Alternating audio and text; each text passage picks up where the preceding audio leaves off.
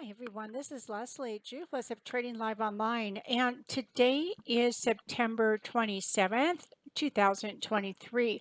I want to show you a couple things that I'm looking at in the S&P 500 index. I think some interesting things are going on. I was looking at this sentiment indicator. This is the URL up here if you don't have it. And just a week ago, this closed in the neutral level. And a month ago, it was neutral as well.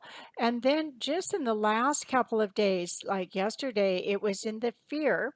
And today it went to extreme fear. Now, markets generally will have turning points at extreme levels. This can go further into the extreme. You notice a year ago it was at 16, so it's only about 25 right now, so it still does have more room to go.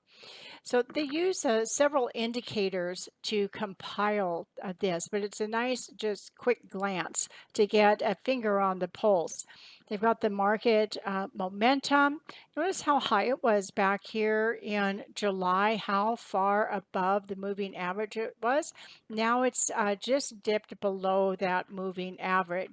And the stock price strength, that's the net new 52-week highs and lows on the New York Stock Exchange. And this also has more room to move down.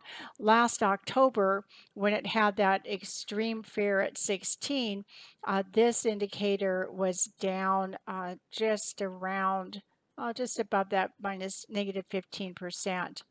And the stock price breadth also has more room to move down. Look at where it was last October. So just making some comparisons. Last October into, actually that was December, that's when the put call ratio really went high and the market had a very strong turn from that point. So this can also work its way a bit higher.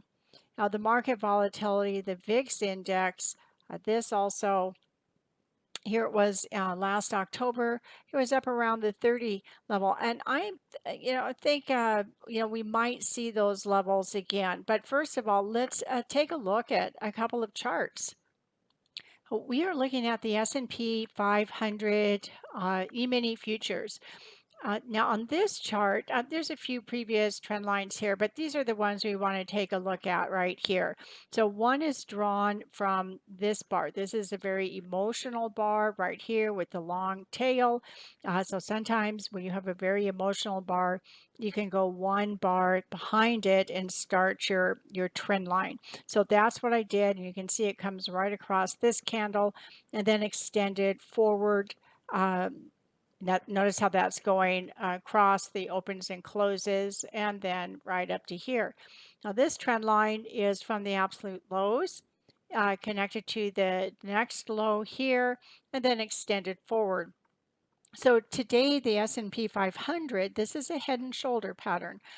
Left shoulder, the head, there was a little butterfly cell pattern up here and A, B, C, D, an extended A, B, C, D leg. A, B, C, D Gartley cell pattern here, a little bit of a range and then a drop. So this is the right shoulder, it's the head of the pattern, and the left shoulder. And so here's the neckline, and it came right down to it, but didn't close below it. Next day, we got a close below it. Next day, it tests back up to it. Next day, pretty strong close below it. Now look what's happened. It came right down to the trend line. There's no close below this trend line. So this is going to be a very important support level to watch.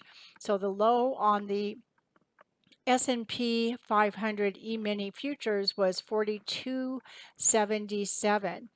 So also look at this. The low of this was also coming right where this little flag had formed, right down the lows of that flag right here. So it's going to be an important low for a number of reasons. Let's take a look at another chart. Okay, this looks like a little bit of a mess, but let me walk you through it and let's put some clarity into this. So again, this is the S&P 500 E-mini futures contract, and this is on a daily chart. So here, this horizontal line is representing the resistance zone. Now, this line had been on my chart and extended across once the market dropped and then hit this point and dropped on that retest. Then I extended that line across. So it's been sitting on my chart since April of 2022, and the market came back up to that level in July. Another A, B, C, D. There was a little butterfly sell right up into that level. Uh, Along with that, I'm going to move this over here. Along with that, it formed the head and shoulder pattern. So notice how we had these harmonic patterns forming the left shoulder, and we also have some in the right shoulder. I just showed you A, B, C, D cell. And so some of these numbers are in here are just the patterns that are drawn in, and they automatically give me what the price levels are. So that's what we're seeing. So I'm going to spread this out a little bit more so we can see where that neckline is. So there's the head of the shoulder, and then a move down, a retracement up, and another leg. Now that forms from the head and shoulder pattern, that forms an ABCD buy pattern. So this gets a little bit tricky. So you've got to keep an eye. So, we got a little bounce off of here from the, remember, 42.77 is the low. 42.82 was where the D completion was, and we may get back up here and test. We might even come up a little bit and test close to that 4,400. The breakout, the breakdown level, it looks like it was 43.57. So I'd give it a little bit of a range in between there. Um, you can use a trend line from the head across that right shoulder and extend down. If the market were to reverse from this ABCD buy pattern, which you almost are always going to see with topping head and shoulder reversal patterns, it's the nature of how that pattern is formed. But if this came up to this trend line and through that, it'd be really bullish. However, if we're just testing back up to the neckline breakout area, or maybe just a little bit above, and then turn down. This low right here made on Wednesday, September 27th. So you can look at that, look up that date on your charts. That's going to be an important low to hold. Now, if we take a look here, we can see that this also came down and filled that gap right there. So that gap is filled. So there was a gap to the upside. The market filled it. It closed above. So now a close below that and below here is going to be bearish, and expect the next levels to be around that 4,200 level. The measured target of the head and shoulder extends down.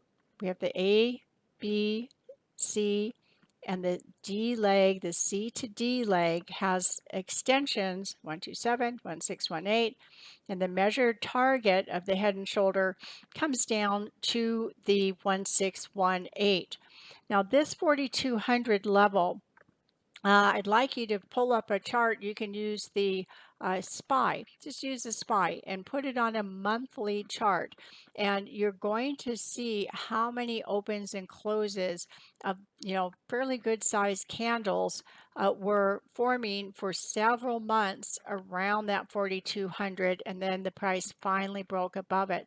So I would expect some kind of support to come through around close to this 4,200. It may not hold it, but I think it may get a bounce off of that level. And from there, if that's the case, then you want to watch the lows of that, and that 4,100 would be the next level to watch. Okay, that's it for an update. That's what I see going on. So let's see what happens in the next few days. And also, along with the other indexes, we want to be watching the NASDAQ.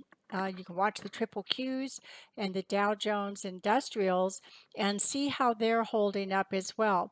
If the market is going to move in one direction, you want to see all those indexes moving in the same direction. Same thing with a test to the upside or a breakout up like that. Above this level would be very strong bullish signal, in my opinion. So anyway, that's it now. Come visit at Trading Live online. Send me, drop me an email, or feel free to leave a comment in the comments below.